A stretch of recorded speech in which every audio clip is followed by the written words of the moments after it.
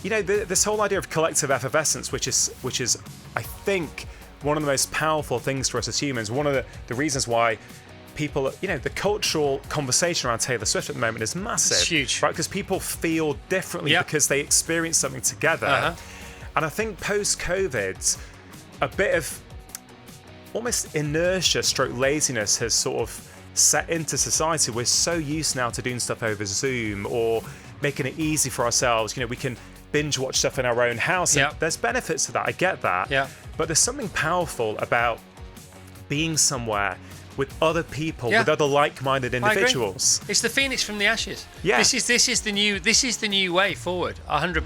Virgin Radio. Come on, Rangan. Hello. Good morning. Morning, Chris. You look so well. I feel good, mate. I feel. Yeah. I feel great. What do they say? What do they say? What's that feel-good phrase they say? They say when the sun is shining, we always feel great. Isn't it feel better, live more? Feel better, live more. Isn't it the name of your podcast? I love it. Yes, exactly. Yeah. But you look buff. Are you doing some weights? What's going on? Yeah, I'm moving a lot these days. I'm doing sort of lots of running, kind of loads of skipping in the back garden. Skipping's amazing. I love skipping. Are you any good at it? Like I go through phases at this time of year because the weather's nicer.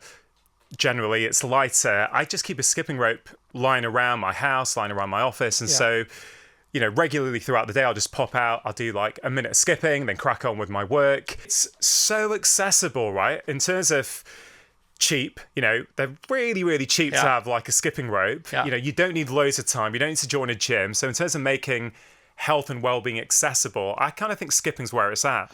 I agree. I'm so glad you talked about. We didn't intend to talk about skipping. This is good, man. I mean, you do stuff, don't you, in between your segments on the show, like on the floor there, You just right? saw me doing it. Yeah, but you could bring a skipping skip. rope, right? I'm going to skip. Do a skipping rope. Yeah. And you'll get so fit. I used to skip a lot. I used to skip every day when I lived around sort of Kensington. I used to have a skipping. I used to do this 10-minute thing. I had a punch bag, a heavy bag. I did a bit of that. I did something else, and I did skipping. I did it for 10 minutes to 2 Pet Shop Boys songs because they were exactly 10 minutes, and I was dripping wet at the end of it. Yeah, it's amazing, and it speaks to this idea that I'm always passionate about, which is health is a lot easier than you think it is, right?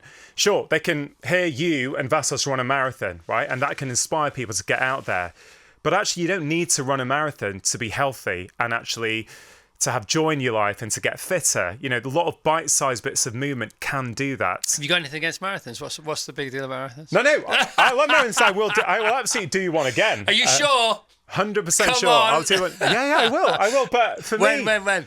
Well, I did. I would say in November, I kind of did a 23 miler on trail myself. Good. But it wasn't an event. I fancied it. Just went out. Carried on running. Keep on running. Carried on running. And trail, I think, is different from roads. To me, the reason I haven't done the marathon for a few years is because, well, without getting into all the intricacies of my personal life, I think everything in life has a cost, right? So it's easy to do something without thinking about the consequence of what might happen after. I agree entirely. And so I've had a couple of hectic years to do with some personal stuff and my mum's health, and I've not really felt, particularly this year, that the cost of doing a marathon, I can't really afford the recovery time afterwards. You can't justify it, at the moment. Yeah, but I've been super active. And but you said about staying fit, keeping healthy is a lot easier than some people think it is, or a lot easier than a lot of people think it is. I'm gonna reframe that. I'm not saying what you're saying isn't right. I'm gonna add to it actually. I'm gonna say keeping fit and keeping well is a lot easier than some people want it to be. Yeah. Because then they've got no excuse. Yeah. Yeah. I think you're right. I mean, I genuinely, after, when did I qualify? 23 years ago, right? I qualified for medical school. Well done. I genuinely believe that every patient I've ever seen wants to be well. Like, no one wants to be sitting in a queue waiting to see a doctor, whether it's an A&E, whether it's in GP practice. They don't, right? They'd rather be getting on with their life. But I think we have complicated health where people think... The point of me bringing up a marathon wasn't to be anti-marathon. I love... No, I was only joking. But the point is, I think sometimes, and I've seen this, people think, I have to find an hour to go to the gym or it doesn't count. Yeah. I'm like, no, you know what? I've done a 5-minute strength workout every morning whilst my coffee brews for like 4 years. Yeah. You say, how am I staying in shape? It's kind of from doing that. Yeah. And I always use the analogy of toothbrushing, right? Everyone listening to this show right now, I think, stroke I hope, brushes their teeth for 4 minutes a day, right? 2 minutes in the morning, 2 minutes in the evening. And they know those 4 minutes a day will, generally speaking, keep them in good dental health for life, right? But when it comes to other things, we think it's got to be dead complicated. Yeah. But could someone listening right now do 4 minutes of strength training every day? You know, they can do, because I've helped patients do that. Yeah, and it makes a difference. It makes a difference. And there's another concept, Chris, I've been thinking a lot about recently, which is this idea that I spoke to this lady on my podcast a few years ago about body language. And she said to me, it's Vanessa Van Edwards, and she said to me, whenever we are meeting someone new for the first time, we're asking ourselves two questions. Can I trust them and can I rely on them? What I've realized is that we're asking ourselves those same questions every day. Can I trust myself and can I rely on myself? And if we don't do something proactive for our well-being each day, I think we say to ourselves, I don't trust you, I can't rely on you. So, and I don't respect you. Yeah, and a take-home for people is make one small promise to yourself each day and keep it. Yeah. Right? It doesn't matter. Even if it's simply like, I don't know if you've changed your morning routine, but from recollection, when you get up in the morning, I think you practice some sort of gratitude, or you do a deep breath. Yeah, I do deep breath. I get up, wake up, own the first 3 breaths, then do a minute of gratitude, and then say the Lord's Prayer, and then think about the day, then commit myself to being as nice as I possibly can to everybody that I meet, especially the team at work. And then I swing my legs over the bed, and I put my both feet on the floor, and as they touch the floor, I say, today's going to be a great day. Yeah, and look, we can all see and hear that works because you're high energy, right? Every morning. It's really annoying. No, but it puts people in the right frame of mind at the start of the day, right? So hopefully. The point is, by doing that every day, you're showing yourself that you value yourself and you value the team around you and how you show up for them. Yeah. And it can be that simple. Even if you had a bad day or there was a ton of emails or things went wrong at work or whatever, you've still done that thing. So you've shown yourself, you can trust yourself and you can rely on yourself. Yeah, I'll tell you what else it does. And you're bang on there. And what else it does is if I'm not in the mood to do it, it lets me know that I'm not in the mood to do it. But I still do it. And then once I've done it, I'm again in the mood to do it. Yeah, exactly. Because there's a little bit of pushback sometimes, isn't it, in the morning? And it's the chimp or whatever it is. It can be the mental chimp, it can be the physical chimp, it can be that lethal combination of both. But if you just go, no, I'm still in charge here. Exactly. And that speaks to, one of the key rules of behavior change, which is you've got to make it easy, right? If you want something to stick in the long term, the reason we brush our teeth each day for 2 minutes, let's say in the morning, it's because it's easy. If it was 10 minutes, we may not do it. But 2 minutes, we can't really justify we don't have the time, right? So if someone is listening and they're struggling in their life and they don't know where to start, pick one thing that you've heard you talk about or me or any of your previous guests on the show, right? Break it down to just 2 minutes and make a promise to yourself that you're going to do it every day and do it for 7 days. And I guarantee you will feel differently about yourself, your self-esteem, your self-respect. It all starts to change when you say you're going to take action and then you actually take action. No, it's good. It's all good. So Rangan's on to talk about his tour, which is next March, because he's so organised as a doctor that he's like John Bishop with a big comedy tour. This is way, way ahead of the game. It's so cool. So it kicks off in March. Vasa said in his intro there, you've never done it before. But I think you have done it before, haven't you? No, not like this. So I've done events around the country to support books in the past. Right. So when my last book on happiness came out, I did about 7 dates, around the country, sort of 700-seater venues type thing. But that was like a conventional book tour. So the Thrive Tour next year, where we're doing 15 or 16 dates around the UK, is something I hope a lot more special, right? So it's, I interviewed directors yesterday, actually. We're trying to put on something that's a transformative experience for people. So it's not just a lecture from me or a live podcast recording. No, nothing like that. It's going to be an immersive experience, lights, music. We've got dancing. Well, I don't know about doing it, but it's going to be around health and wellness and well-being. And the subtitle is, how to be the architects of your own health and happiness, which I believe everyone can be. And what I'm going to be doing is simplifying health for people. But the fact that we're doing it in a theatre, some of these are 2,000, 3,000-seater venue theatres. So I haven't really played that size of venue before. Yeah. And I really want it to be something quite special. I've been to quite a lot of events. You know, you guys have been talking about Taylor Swift this morning. Yes. Right? So, now, I'm not at all comparing what I'm going to do next year with Taylor Swift, just to be clear. Own it. You know, there's a feeling people get, you know, what we've spoken about before, that collective effervescence, right? That the energy and the harmony that people feel when they're together with other people with a shared purpose. We can get that at rock and roll gigs, at pop gigs. Why can't we also get that at a health and wellness gig? So I think we can. And, you know, I played in bands for years, so I've performed for years, right? So I understand that aspect of live performance. But what I really want to do with the Thrive Tour is do something that hasn't been done before and sort of combine the best elements of health with the best elements of theatre. And can you produce something which means that people... They finish work, they rock up at the theatre feeling one way, and 2 hours later, they feel completely different, transformed, and ready to take on their lives. It's great. There's nothing to like about this. The Thrive Tour. Be the architect of your health and happiness. From March 2025, 15, 16 dates to begin with. It'll definitely be extended. drchatterjee.com/tour for tickets. drchatterjee.com/tour for tickets. And the venues are Nottingham, Birmingham, Swansea, Portsmouth, Bristol, Bournemouth, Brighton, Southend, London, York, Manchester, Sheffield, Glasgow, Edinburgh, Newcastle.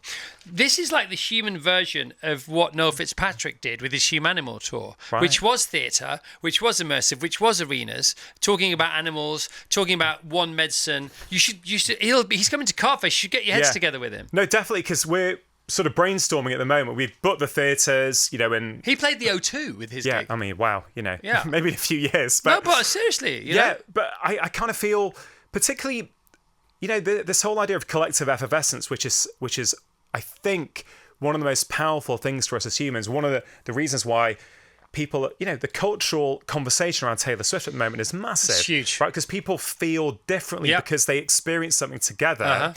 And I think post-COVID, a bit of almost inertia stroke laziness has sort of set into society. We're so used now to doing stuff over Zoom or making it easy for ourselves. You know, we can binge watch stuff in our own house. And there's benefits to that. I get that. But there's something powerful about being somewhere with other people, with other like-minded individuals. It's the phoenix from the ashes. This is the new way forward. 100%. Well, that's what you do with Carfest, right? Yeah, it's festivals. It's the live thing. Also, one of the interesting things about the Taylor Swift phenomenon is that 720,000 people are going to see her at Wembley alone. Right, so 720,000 people alone. Yes, 9 times 8, because it's 90,000, 8 days. 720,000 people alone, plus what was happening up in Scotland. All right, so there's just over 1 million there. And they do say that to do with human beings, there's this percentage point, which is 3 to 6%. If 3 to 6% of any population anywhere, including the population of the planet, the population of your village, if 3 to 6% of the people become original adopters of something that is good or bad, then they have the energy. That's the critical mass. It's been scientifically proven to persuade the rest of that population that this is a good thing or a bad thing. And that's why swing voters are so important in elections. I mean, it's more of a numbers thing there. But from an energy point of view, it's actually more effective. And this is why they say if we can convince enough people that climate change is an emergency, it's happening now. If we can convince 6% of the world's population that it's really serious and to do something about it, that will automatically make the other 94% of people do something about it, because 90 to 95% of any population is so malleable, and they'll literally just go with the flow. And metaphorically, you think the flow is the big thing, but it's not. And the activists are the small thing. It's actually the other way around. And so people coming to your gigs will be, again, another seed to be spread for well-being and goodness everywhere. I mean, I love the way you put that, Chris, and it speaks to this other idea, which is that emotions are contagious, right? Emotions don't just stay within us. We often 100%. Think that they do, but they don't. You know, energy can be magnetic. You know, science has shown that if you live with someone else who has depression, you are more likely to also have depression. That goes beyond genetics. So when we're together as humans, things start to happen. You know, at a marathon, if people are running together, their cadence and their heart rates can often start to sync up. When 180 BPM it is usually. When walkers walk in congregation together, actually their walking paces and the way that they breathe starts to sync up. So we are these collective beings. And I don't know, I often think that one of the reasons behavior change is so hard for people is because we often think about doing it in isolation. And I always remember when I spoke to Eliud Kipchoge on my podcast a couple of years ago, this was, I think, the week after he broke the world record in Berlin at the time. So he was in London. And we had this great 90-minute chat together. And I always remember him saying that he never trains by himself. They just don't do it in Kenya. He says, we train as a group, which means if I'm not showing up or I'm feeling a bit tired one morning, someone's going to be on the phone to me saying, hey, Eliud, what's going on? Why aren't you at training? And I said to him, you go around the world, Eliud, and you talk to people about running all around the world. Do you see a difference in, let's say, Western countries like the UK and America? And he goes, yeah, you know, in these countries, we often train by ourselves, right? We're stressed out with work, so we need a bit of space for ourselves to go and run the day off, run our stresses off. But culturally, they don't do that there. They do it together. And I found that really, really interesting. Yeah, I mean, on a Wednesday on Venice Beach, when we stay in America for those 4 weeks, there's the Wednesday night running club, and everybody meets up in a car park. And I'd never really done that before. And you don't have to say you're going to turn up, and you know it starts with 10 people, 20 people. There's usually about 1,500 people, and they all set off and they run for this 5-mile course. And it was right up there with the London Marathon for joy for me. I'd never experienced a joy like that. I mean, you're in charge of a running club, aren't you, Vassos? Yeah. So you live in this place we're talking about. It makes such a difference. People who start training on their own and then they turn up on a Tuesday night, and sometimes they're a bit, you know, am I all right to join a running club? I'm a bit anti-club, to be honest. Yeah, but suddenly we're all running together, and it doesn't matter what pace, but we're doing it together, and you come back and there's that much more joy than if you'd just gone out for 5k or 10k on your own. But that's the magic of parkrun, isn't it? Yeah, exactly. That's magnificent. Because it is that collective energy. Rangan, it's great to see you, man. Great to see you guys. Great to see you. Anything else you'd like to say before you go? No, just enjoy the sun, guys. Who have you got on the podcast soon? Who's coming up? I recorded with Bruce Lipson a few days ago, which was a pretty special episode. Yeah. I've got Jim Quick coming out again on brain health and how to improve your memory. Yeah. But we've only got 3 episodes left because we take a 6-week break every summer. You do now, don't you? You didn't used to. No, I've always done it. Have you always done it? I've always done it from the start. It's always been important to me, especially because my wife is so integral to the show in terms of producing and editing. As a family, we feel it's really important that we switch off every summer. And we're probably one of the only, if not the only, major global podcast who actually stops. Right. Everyone else... That's why I'm confused. Most people go through every week. Yeah. And, the word is that the internet demands content each week. You can't switch off. But I just don't want to subscribe to that philosophy. Good for you. Like, I'm just like, if people want to do that and they can organise their lives around that, that's great. I just don't want to. I like the break, and I think my audience appreciates it as well. Feel Better, Live More is the podcast. This is the man behind the podcast and behind lots of great stuff, only great stuff. It is Dr. Rangan Chatterjee, Dr. Rangan Chatterjee, drchatterjee.com/tour. Rangan, you're a hero. You're an excellent human being. Thank you very much for being here. Thanks, guys. Thanks for having me. Cheers. And he looks really buff. You've definitely been doing some upper body work. You have to have been doing some upper body work. I don't do that much, honestly. Wow.